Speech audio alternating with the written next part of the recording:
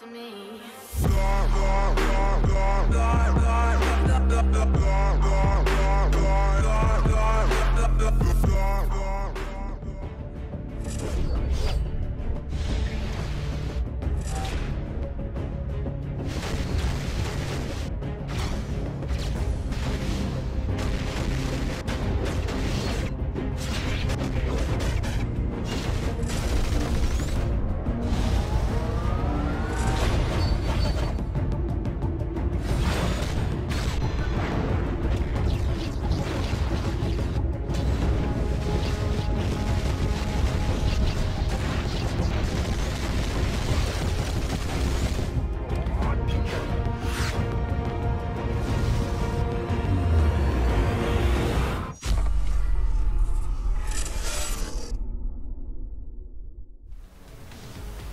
Hey guys, what's up?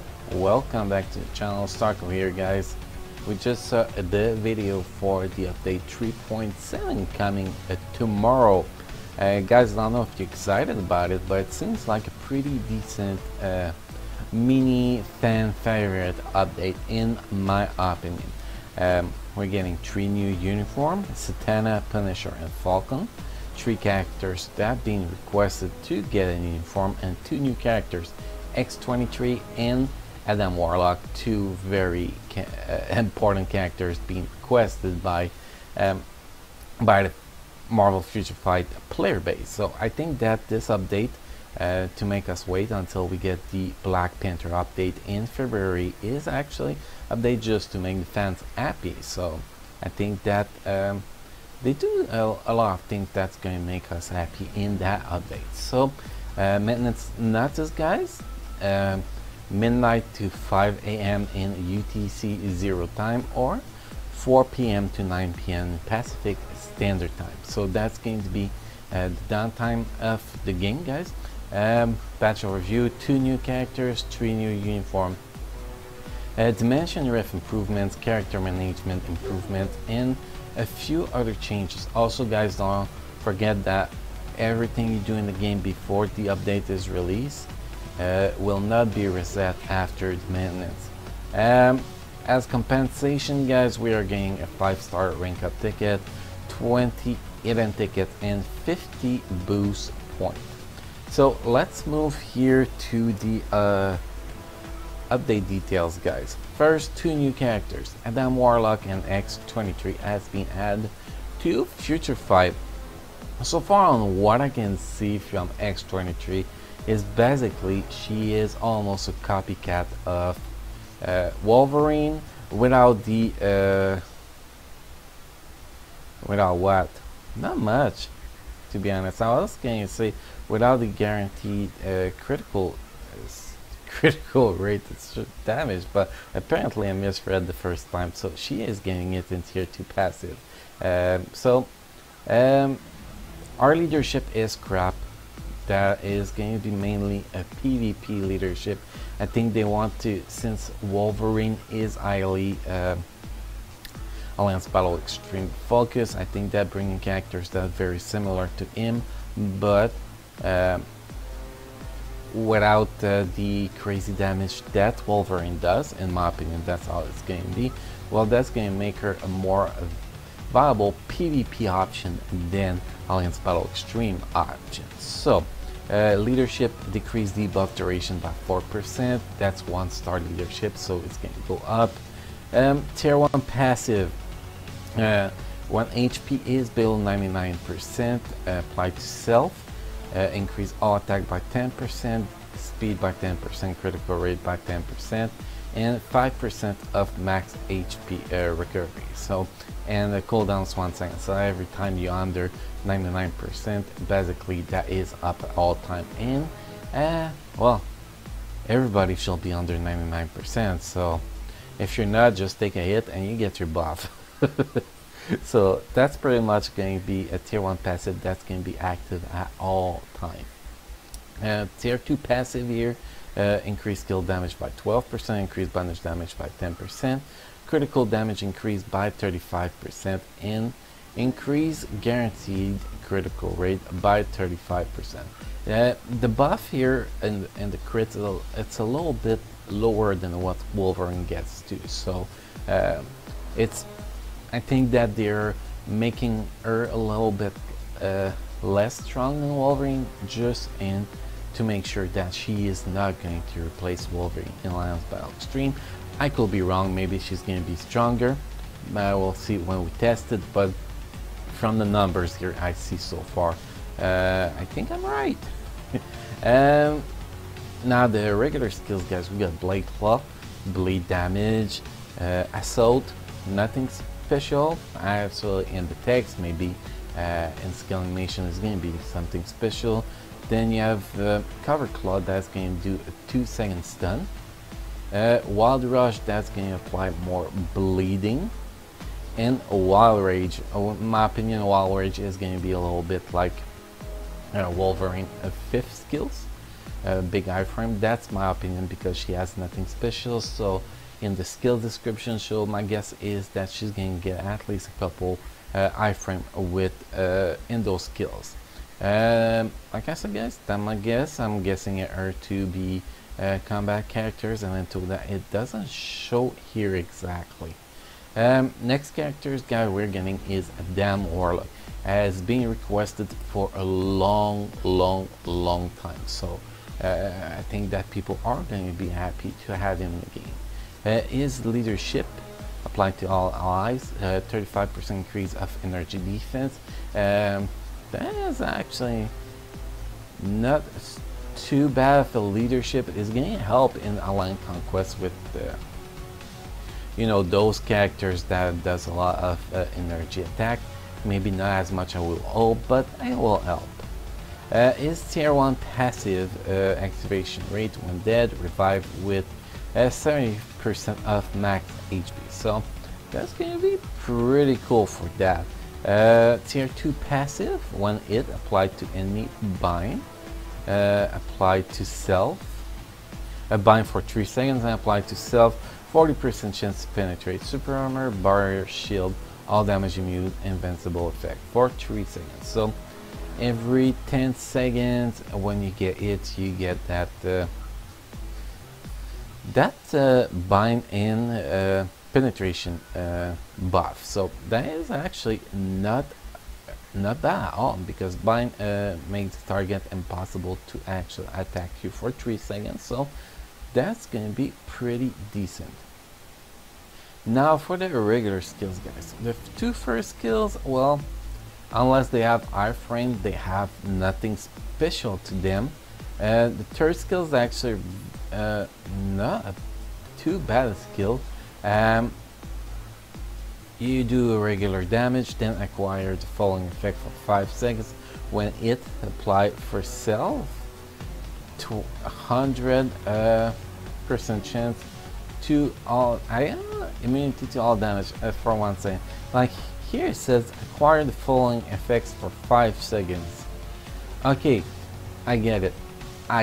So for the next 5 seconds, every time you get it, you're going to apply to yourself immune to all damage. It's kind of weird the way they did it, but it's actually kind of pretty cool too. So for 5 seconds, every time you get it, you get your immune to all damage buff. So it's going to be really hard to actually do damage to this guy. And this skill with max skill cooldown is going to have 7 seconds cooldown, so it is pretty decent. Then you have the Cosmic Matter skill applied to enemy, bind for 3 seconds again. You can actually move while you're using the skills too, which is pretty damn cool. So nice CC, and I'm guessing it's going to be a channeling ability or some sort of something like that, since you can move while you're using this skill. So still gotta see it, but it looks like a pretty decent skill. And the 5th skill is applied to self, all attack, all defense, all speed, for 10 seconds with 6.5 skill cooldown, with max skill cooldown. So it looks interesting. Obviously, guys, until we see the skill animation, the iframes and all that, we cannot fully judge of the characters, but those two characters look pretty decent so far. X23 is available from the processor, premium hero chest, event battle and character related sale package. You know, they're going to give us a few options to get her. From what I can see here, well, what we're going to see later too, the X-Gene being had to the processor in the lab, guys. So you'll be able to roll for X-Gene biometrics now. So is it going to be giving you what are the biometrics X-Genes that are going to be available through there? I'm guessing all biometrics except Changri and Magneto. So everything else should be available from the X-Gene biometrics in the processor. The Warlock is native tier 2 characters who is available via package in the shop. So most likely like Magneto, you have to spend crystal to get Adam Warlock. Then he is you're going to rank him up as the same way as you rank a world boss. So since he is not a mutant, actually I don't believe he is a mutant because he is from the Guardians of the Galaxy universe usually. It shall be with BAM and Cow Stones to actually rank him up. Now, event battle. This pistol stage will only be open during certain periods. Much like timeline battle, you will choose 3 characters to fight against selected enemy team. If you participate, you will be given various rewards, including X23 X-Genes. More information will be had on the fixed schedule as being decided. So, event battle is coming to the game, guys, but it's not going to be out at the release. That's what we can get from there when they actually ready to release the first schedule, most likely like Battle World. They are going to post the schedule and the rewards. That's my guess. Along with new characters, new team bonus, and new challenges have been had. We are getting 3 uniform, guys. New uniform for Falcon, Punisher, and Satana have been had. Guys, I have to say I'm really excited for the Satana uniform. We saw it in the video at the start. The skill animation look fucking crazy for her. More iframes and shit, and I am really excited. I'm a big fan of her. So it's gonna be really fun to see how she gets to be played now. So, okay. So guys, here we have Punisher uniform, Marvel Legacy. What information we have about this uniform so far? Apply to self, decrease all damage received by 15%. Then Falcon Marvel Legacy, activation rate 40% chance when attacking, physical damage 58% of physical attack, cooldown time 3 seconds. So that is going to happen a lot. We saw in the video, guys, at the start of, on the trailer at the start of the video, Falcon iframes get a lot longer, a lot more intense, so its survivability should be increased a lot. And we have Satana Marvel Legacy. The effects of Devil Daughter and Hellfire Fury are enhanced. Devil Daughter activation rate 15% when attacking, applies self, 25% of max recovery of max HP. So that's if you actually max your recovery rate, that's going to give you like 60% recovery rate, well, healing every 30 seconds, which is pretty strong. And you have Hellfire Fury, apply to all allies, increase fire damage by 20%. I'm guessing that is one of her passive. I don't fully remember. Also, guys, those guys are going to get skill changes that are not listed there. I wish they'll list there in the patch notes, so it'll be actually easier to have an opinion on what's going on with the new uniform and shit like that, but they don't do it. So we're gonna deal with it and Hopefully with the videos, the trailer we saw at the start of the video, guys, which seem to increase you know, iframes and shit on all characters, they are going to be really useful, all of the new characters. Okay, here Punisher Marvel Legacy has different price point and upgrade matter requirement with higher stats compared to other Marvel Legacy uniforms. So I'm guessing his uniform is going to be 1050 crystal instead of 750 crystal from Falcon and Satana uniform. That's my guess. They don't state the prices here like they usually do, so it's kind of hard to guess. New uniform will be on sale for a period. You'll be able to check those in Marvel Universe uniform room in the shop. Next, guys, finally we have some Dimension Rift improvement. We have made some improvement to Dimension Rift to ease their usage. Dimension Rift refresh button has been added. We've been asking for that for like 2 years. Like, about fucking time we get it. Like, seriously, how hard was it to put a fucking refresh button at the bottom of the fucking window so we can refresh our Rift? I don't get how hard it was, guys, for them to put that there, but finally we have it. So like you can see here, guys, refresh button, you press on the refresh button and your Rift should appear now. Also, more way to invite people. When you open the Dimension Rift, a new notification will be added in the chat window, allowing your friends and alliance member to join instantly. Oh shit, somebody opened a Rift. Let's press on the button here and join the Rift. So much easier, right? Character management improvement. More stats added. You can now see the number of characters in uniform you have at each rank and tier in the hero stats window. Like you can see here, guys. On 1 star, 2 star, 3 star, 4 star, 5 star, 6 stars. Well, me, that's all going to be 6 stars, but that's not the point. And then you have the uniform option. I guess you're going to be able to see normal, advanced, rare, heroic, legendary, and mythical uniform, and unowned uniform, pretty much. Native tier 2 biometric leveling improvement. Oh, thank God. So it was so dumb scrolling down the window all the time.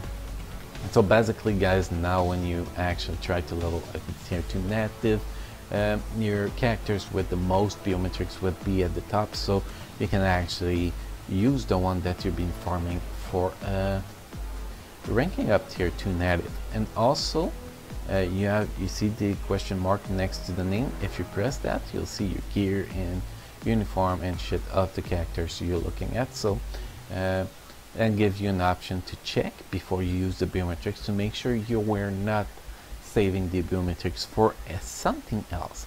So like we were talking about earlier, guys, XG now available in the lab processor. So basically, like you were doing for the ultimate with the universal biometrics, you can press that, you can generate some random biometrics, and hopefully you get X23 as fast as you can. Characters which cannot be selected in the selector biometrics and selectors XG will now show where they can be acquired. So, oh, I can use that there? Oh, sweet. They tell me where I can get it now. That's awesome.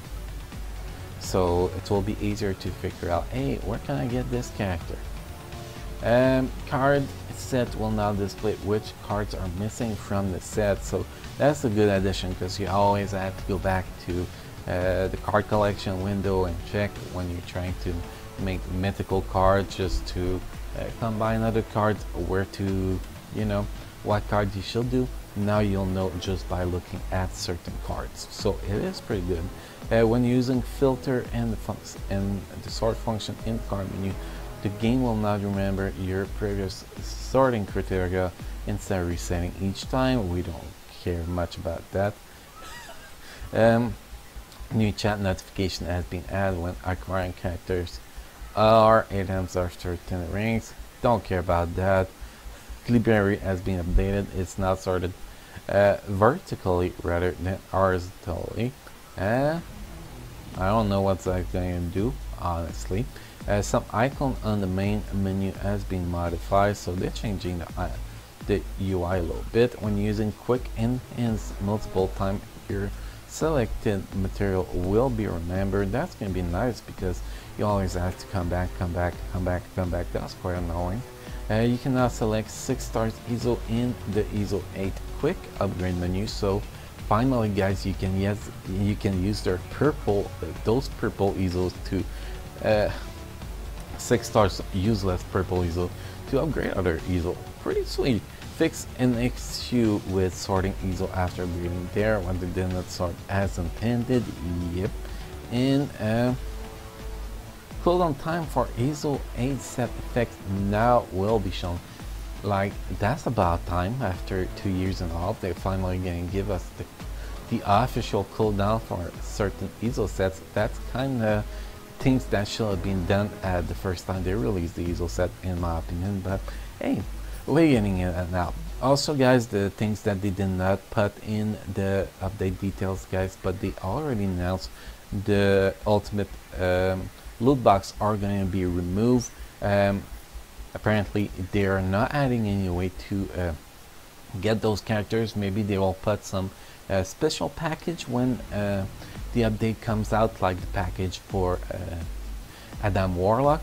It's yet to be seen, but so far no official way for a free-to-play player other than the processor to get that, and I'm fine with that if they actually put packages to actually get them. So guys, that's the update details. As soon as the update goes live, guys, we're going to throw out some videos.